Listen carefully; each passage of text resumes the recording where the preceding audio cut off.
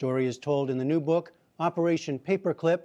Author and journalist Annie Jacobsen joins us now. Welcome to you. Thank you. So these were top scientists in the German war effort, sought out by the U.S. military as the war was coming to an end. That's right. These were Hitler's top weapons makers, and Operation Paperclip became a classified military program to bring them to the United States. It also had a public face, so there was, on the one hand, the truth about the program kept secret, and on the other hand, the idea that we'll tell the public that these are the good Germans. And the good Germans, but they were dedicated Nazis, the ones you write about.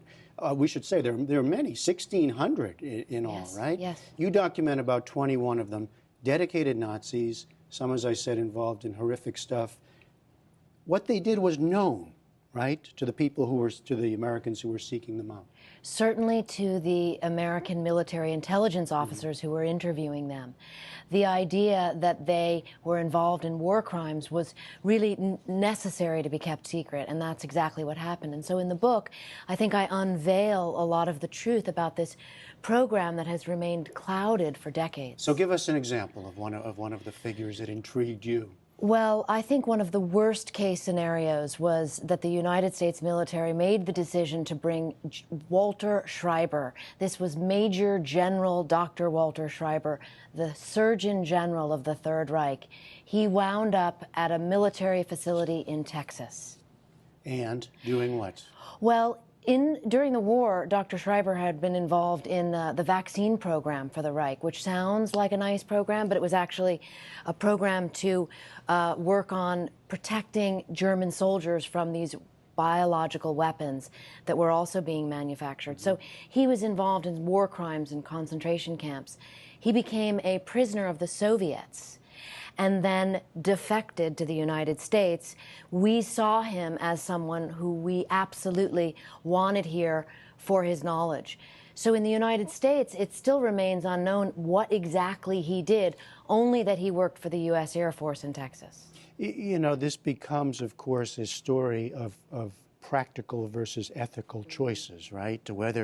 Decisions made whether to look the other way or forget about the past in order to advance and gain advantage over the Soviets, it should be said, during the Cold War. Absolutely. I mean, the Cold War got hot very quickly, and the Soviet threat was this foreboding menace. And the idea was, certainly at the Pentagon and among the Joint Chiefs of Staff who were really running this program, was if we don't get these Nazi scientists, surely the Soviets will. Was there much debate at the time about the ethics of it? Absolutely, there was a debate, and I think that's what makes the narrative so compelling, because you have some people, including high-ranking generals at the Pentagon, who are loath to work with Hitler's former scientists. And you have others who say, this must be done, and it will be done.